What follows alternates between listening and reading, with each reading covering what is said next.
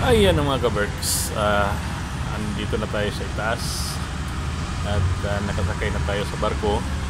Makikita natin dyan yung kabuuan ng Pulawan Port sa Dapitan City.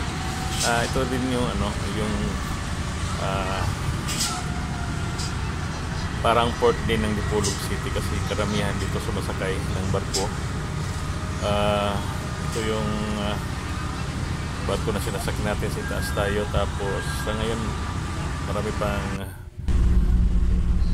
sumasakay na Diyan, paalis na tayo sa Pantalan. Makikita natin yung Pulawan Port habang papalayo tayo sa Pantalan, habang nakatayo tayo dito sa may itaas ng barko kasi gusto natin gusto kong habang bumabiyahe nasa itaas para marami kang matatanaw na magagandang tanawin. Halimbawa yung mga bundok na madaanan, yung mga isla. Minsan makakita din kami dito ng mga dolphin, no?